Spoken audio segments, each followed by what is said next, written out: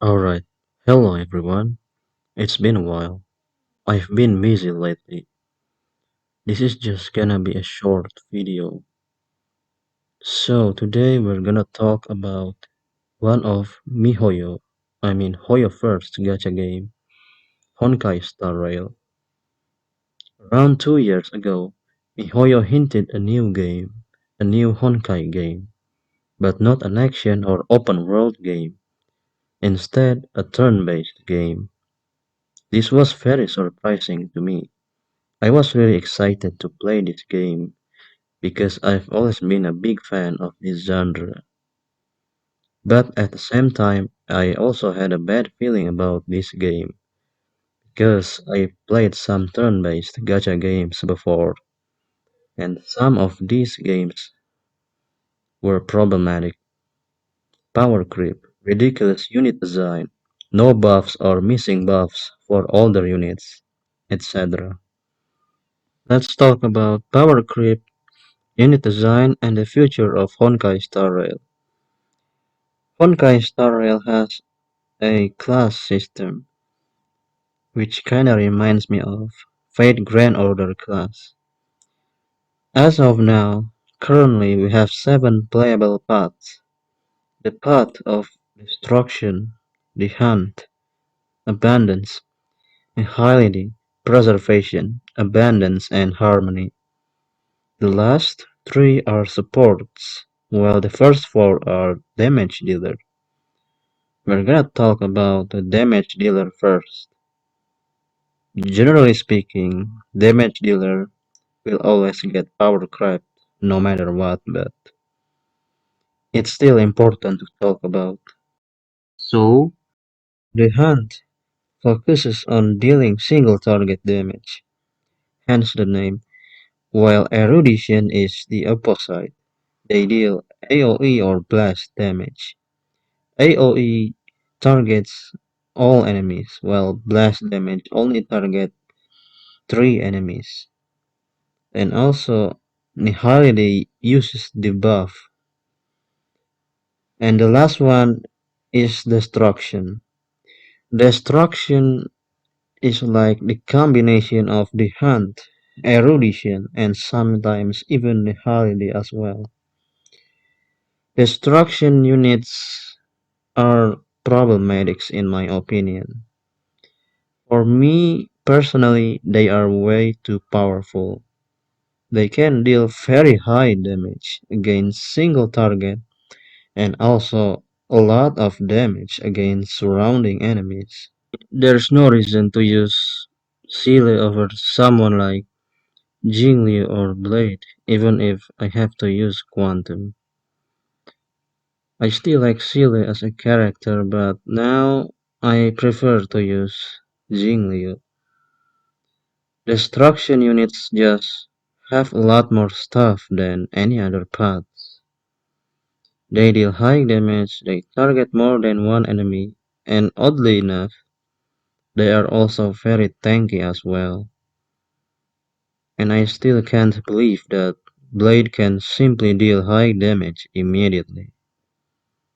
Well, the destruction units usually have a demerit like Blade, who consume his own HP, Jingli who consume her teammates' HP, while Imbibitor Lunay consume triple skill point. But none of that matter.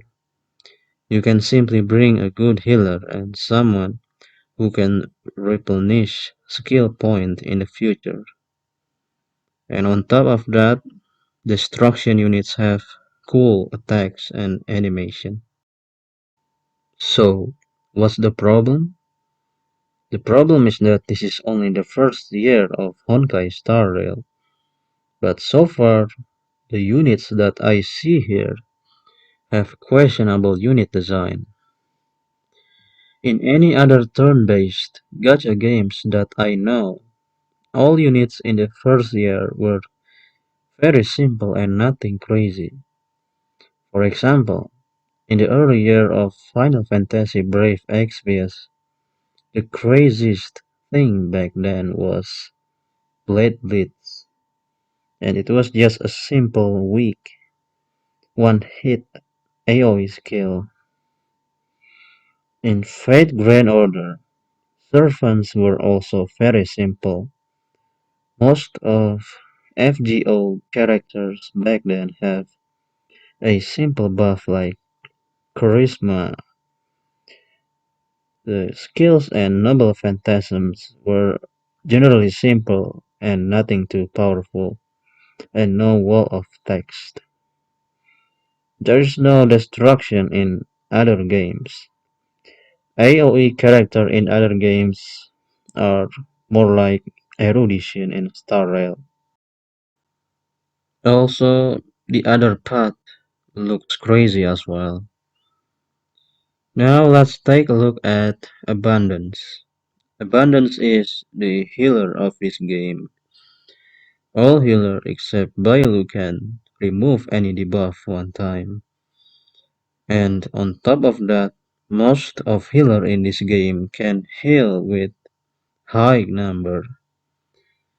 The upcoming healer can regenerate energy to the entire team, and once again she can remove the buff, except for the entire party. That sounds too much. I think they need to slow down with the path of abundance. And also let's take a look at Bronya, the path of harmony. She can literally give another turn to someone in your team while also increasing their damage, and also she can clear the buff as well. I've personally never seen a unit like all of these before in other games because these are first year units. I'm afraid of what characters look like in the future. The unit design of this game in general is kinda concerning for me.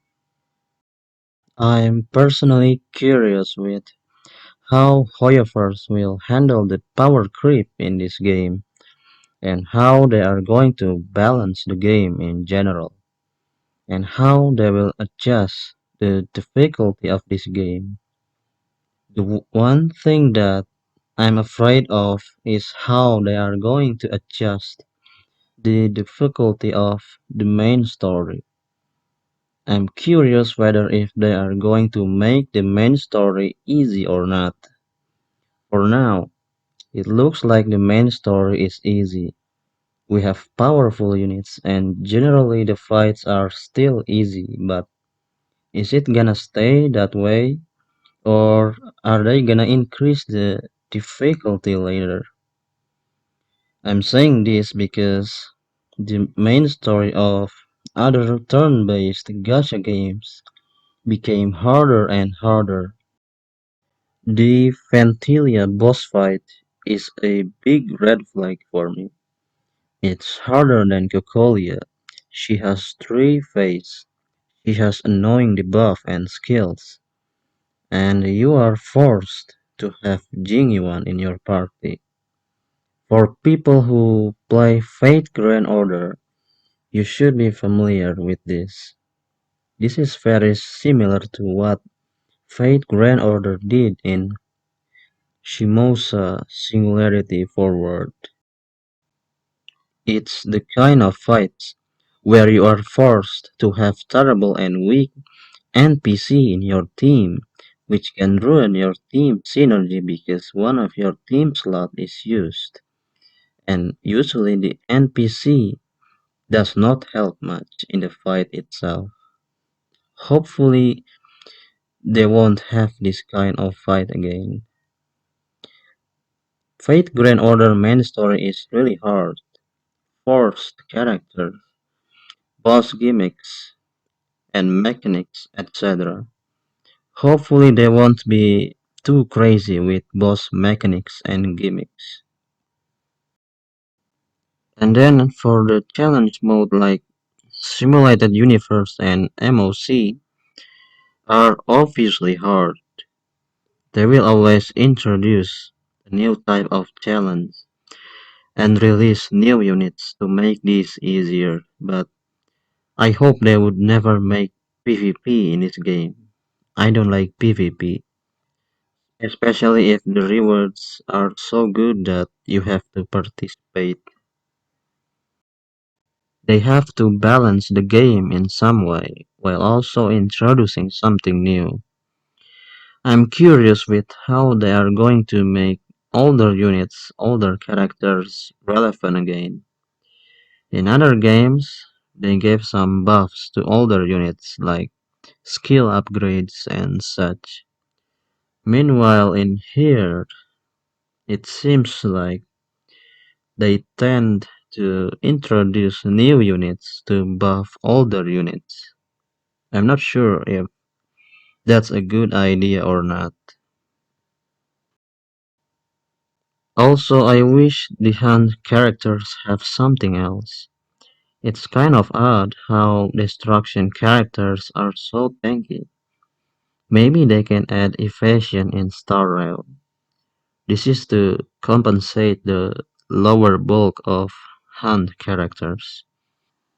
The hunt characters are fast, they have high speed, so it would make sense if they have evasion on their kit, of course with limitation. Well, anyway, this is just my rambling, my worries about this game, because turn-based games are very vulnerable to power creep. Thank you for listening. Thank you for watching. See ya, folks.